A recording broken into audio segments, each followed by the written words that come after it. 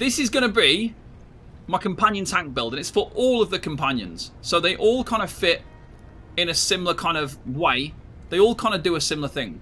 Now, when you decide that you're going to make a companion be a tank, the fundamental thing that you've got to think about is how are they going to survive. Now, you can play this build slightly differently if you intend on actually healing your own companion, but the main way that these companions survive is by playing as selfish tanks. If you don't allow them to do that, you'll find it very difficult to get them to tank any kind of content.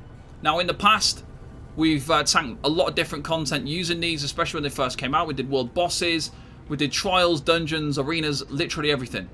And the most functioning build that we got was the one that I'm about to show you right now. Okay, so 2 of the companions perform considerably better than the other 2. So there's 4 companions in total. And if you want to select one to be a tank, like let's say you're going to choose a tank, a healer, and a damage dealer companion. You're going to set them up differently for different situations. When you choose a tank companion, you're going to want it to be Bastian. Bastian makes a fantastic tank. The other option is Isobel. She is also a very, very good tank. So the way that I stress tested these was to take them into really high damage situations and then force them to tank for prolonged periods of time by themselves and challenge them to run like the gauntlet, basically. Put them on through a timer, and then as the situation progressed, we added more damage from other sources and other things to see if they could handle that. Bastian and Isobel were both considerably better than the other 2. Now, you can create the other 2 as tanks, but I would suggest just sticking with Isobel and Bastian because they do perform better. They are able to survive, they're able to heal, they're able to do a lot more stuff that will keep them alive for longer, and they're able to take more of a beating than both Mirri and Ember. So to start off with, we'll go over the gear. And obviously, because it's a tank build, you're going to want it to use a companion sword and shield. So, companion sword and shield, and then you want it all in heavy armor, and then your 3 pieces of jewelry. Now, all of your gear should be vigorating. And this increases max health by 2.6% per piece. And this is really, really strong. So I've tried using damage reduction. I've tried using cooldown. I've tried using everything. And the thing that performed the most, the companions survived longer when they were using the max health gear. Now, one of the reasons why this is obviously because with more max health, they can take hits. They can take more hits before they die. But also, a lot of their skills are buffed because they scale with max health. So their shields, their damage, their healing skills, they're aligned with the max health buff. So it makes sense to go with max health gear. And this, like I say, this functions well on both Bastian and Isobel. Now when we look at the skills are also integral. And you have to use your skills slotted in a certain way. So depending on how you slot them on the companion's bar will dictate when they cast the skill. So if you put a skill at the very front here, that let's say we put our shielding skills at the front, then your companion won't taunt the enemy as its first priority. So you always want to have provoke as the #1 skill, because companions have both cooldowns and they have like an order. So they will always go through in order of their skills from 1 to 5. Unless it's on cooldown, they'll skip and they'll do light attacks in between. So Bastian will do provoke first. It's a 12-second cooldown and taunt lasts for 15 seconds, which means that Bastian should retaunt like on the cooldown with a couple of seconds to spare so that it maintains the taunt. The next skill then is Kindle, and this is like put at the start to make it an early priority in case like he becomes under 75% health at the start of a fight. So he's going to give himself a nice boost of healing with a 7,890 heal.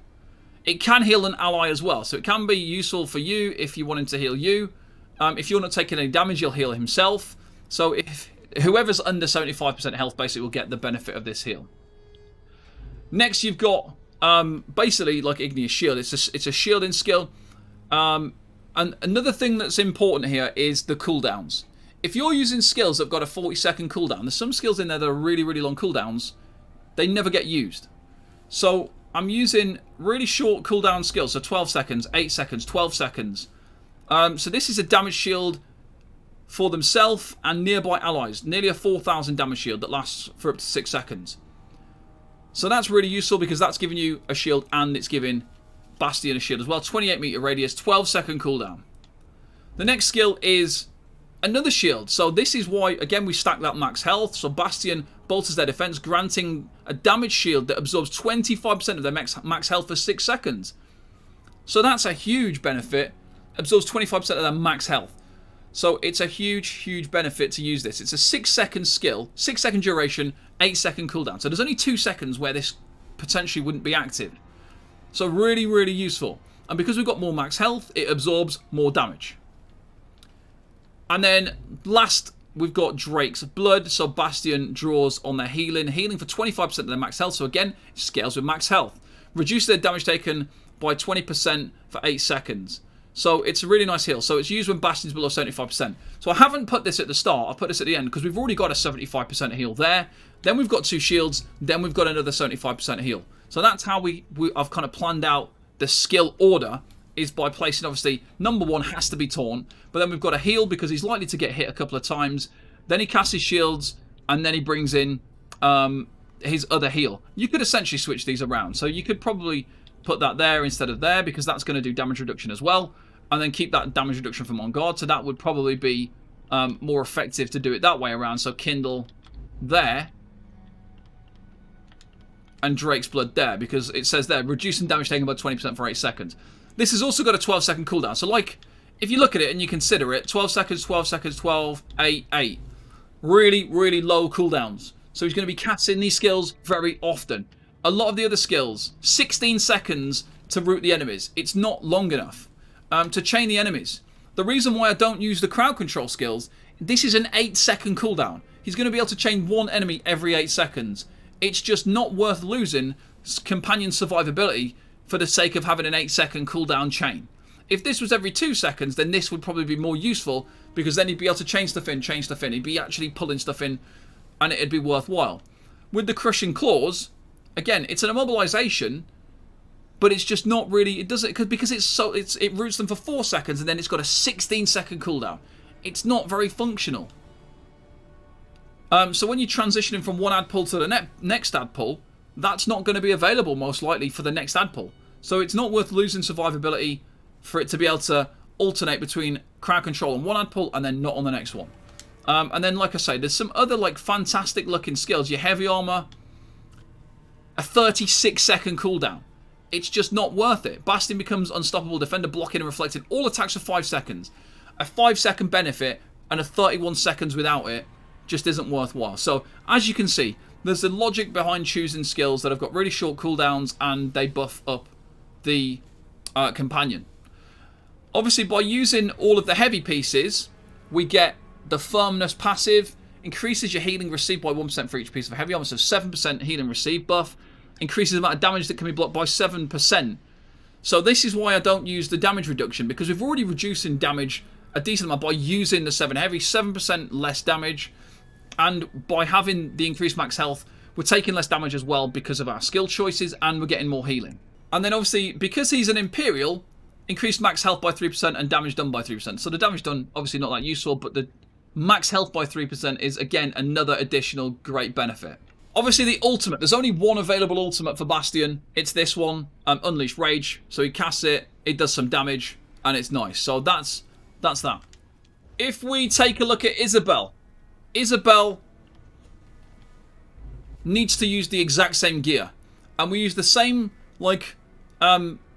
idea to also build this character. So we use Provoke again for that taunt. Now, with Isobel, you are going to get some different benefits, some slightly different benefits, because Isobel has a different passive because she's a Breton. So it decreases ability cooldowns by 3% and damage taken by 3%. So really nice, reduced damage, and the cooldown reduction is helpful as well, because we're obviously not using any cooldown reduction gear because it didn't work as well as the increased max health. So obviously Provoke, like I say, for that taunt. Holy Ground, 15.5 seconds, 8 second duration. This is probably one of the worst skills in a way, because it's got quite a long cooldown comparatively to obviously Bastian. But the fact that it heals every 2 seconds for 8 seconds, it snares enemies. So the reason we're using it is because it's combining both crowd control and healing, and it's an AoE heal. Heals themselves and it heals other people. So it's a really useful skill that's doing like multiple things. That's the only reason I've used it. Even though it has got a 15.5 second cooldown. Solar Ward. So Isobel summons the power of the sun to defend themselves from harm, reducing incoming damage by 20% and granting a damage shield that absorbs 12.5% of their max health. So this scales with max health again. So the reason why we're using that max health gear. It's a 6 second duration with a 7.8 second cooldown, because obviously that passive. So this is really, really useful. A max health stack damage shield, reduced damage. She's already got reduced damage in her passives. Excellent skill. Next we've got On Guard. Again, 6 second duration, 7.8 second cooldown. Isobel bolsters their defense, granting a damage shield that absorbs 25% of their max health for 6 seconds. It's the same as what we used on Bastian because it's just really, really strong. Again, if you wanted to, you could kind of switch the order of which these skills are cast, but you really want to get this Holy Ground skill cast out nice and early. It's a 75% health, it'll cast this, and because it's got a 15.5 second cooldown, you need it cast quickly so that it's getting refreshed as soon as possible. So On Guard, yeah, like I said, really great skill. And then finally, Blessed Sacrament. 28 meter radius, 7.8 second cooldown. Isobel sends out a burst of soothing light, healing themselves or a nearby ally for 3,700 health and an additional 1,395 every 2 seconds for 8 seconds. So it's actually, this overlaps. This is an overlapping skill. The cooldown is 7.8 seconds and it's got a dot, a heal over time that lasts for 8 seconds. So she casts it. It could hit you, but if it hits herself, then great. So if you're not taking any damage, she'll cast it on herself. And she's going to give herself a heal and a heal over time, which is absolutely fantastic. And yeah, we get the same benefit here. Obviously, we get the firmness passive, which reduces damage and increases healing received. If you did want to use Ember, these are the skills I've got. Now, just remember that this character isn't really built very well for tanking. It just doesn't work as good as the other two. It really does underperform just because the skills just don't appear to be as good. So obviously Provoke again, Quick Fix.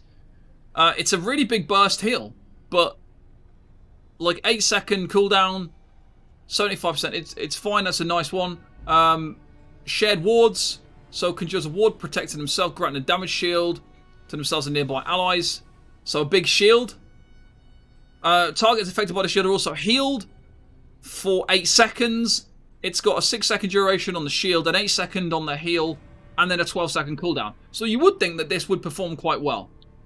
On Guard again, because it's just too good. 8 second skill, 8 second cooldown, 6 second duration, reduces incoming damage. And then Entomb, she immobilizes enemies in front of them for 6 seconds and heals himself for 12,510 over 8 seconds. I think the problem really is there's only one burst heal, and then the rest is healing over time. And that's probably why it's a bit of a struggle, because 12,510 health over 8 seconds, it's got a 50% uptime. So this has a really... But there isn't any alternative better options, which is the problem. Obviously for the Ultimate Raging Storm, which is the only option, and it just does damage. So when we tested this with the exact same test as the other two, she died very, very quickly in the fight. The skills were just... They're on slightly longer cooldowns. You've got a 12, an 8, a 12, an 8, and a 16 second cooldown.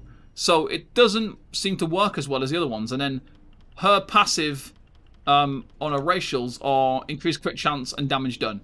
So we don't get increased max health. We don't get any reduced damage or reduced cooldowns like the other two. That's probably a bit of a factor as well, which impacts why she's not as good. So if you did want to use Mirri for your companion for a tank, not very good. She'll die very quickly. The same as Ember. But yeah, Provoke. You got Ghostly Evasion. So Mirri surrounds herself with a Phantasmic Aura, dodging the next attack made against them while also reducing damage taken by 20% for 8 seconds. 12 second cooldown. Then you've got Life Absorption, which gets used regardless of whether she's taken any damage or not. So she'll use it, she'll do damage and then heal. On Guard, again, because it grants a damage shield based on max health. And then like, there isn't really any other options of skill. So we have to go to the Fighters Guild. You're going to have to level out your Fighters Guild for this skill. So Mirri brands the earth underneath them with a rune protection for 8 seconds. Standing within the rune reduces their damage they and allies take by 20%. Because there's not really any of the skills that are worth using. Then you've got the Impeccable Shot Ultimate, which is the only one. One of the annoying things is you've got this particular skill here, Twilight Mantle, which is really, really annoying. So Mirri shrouds himself in refreshing shadows, healing for 25% of the max health, so that would be good. But then she becomes invisible for 3 seconds. Now, this is one of the things that makes Mirri really, really bad, because this would be a skill that you would use, because this is another burst heal, which you would use instead of the Fighters Guild skill. But because she becomes invisible, it means that even when she's got enemies taunted, the enemy will run off. And so if you want her to taunt something, it won't work with this skill because she will lose aggro. So it makes this skill absolutely useless. Obviously, if she was a damage dealer, it would be okay because you're not taking, you might not be taking damage anyway. But it just makes it a really useful, useless skill for a tank-based companion. And obviously, because Mirri's a Dark Elf, she gets increased damage done and increased healing done by 3%. Okay, so to command your pet, you press Y and click on the target enemy, or for console, you press both analog sticks in and press RT, and he will buff up and go into combat. There we go, look. So this is, you're going to be able to see here why I'm prioritizing the damage reduction and the self-healing and stuff. Obviously, he doesn't get affected by the breath, which is quite lucky.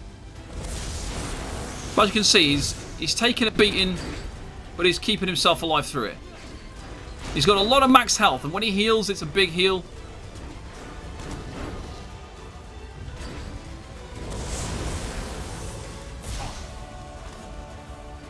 He has lost taunt to the boss. That is an occasional minor issue that we see. Is that the companions will sometimes lose aggro, even though the cooldown is 12 seconds and it's a 15-second duration, because they prioritize casting their other skills. Like, he's healed up to full. He just does not die. And like I said before, when you look at some of the other skills, they have super long cooldowns, so they're just not useful. Using a long cooldown skill is not beneficial. You need skills that can be cast every 6, 8, 10, 12 seconds max. Skills that take longer than 12 seconds to cast aren't really worth using, because the companions prioritize light attacking in between skills. When their skills are on cooldown, or when they're not on the like met their proc conditions, they won't be casting them. But he gets himself back up to full health really easily. And obviously this is a trial boss, which isn't very difficult on normal, but regular players struggle to tank this. And as you can see before your eyes now, we've got Bastian tanking it no problem. And Isobel also tanks with the same level of discipline and the same level of strength and ease. So if you are looking for a tank companion, these are the two that you want to go with.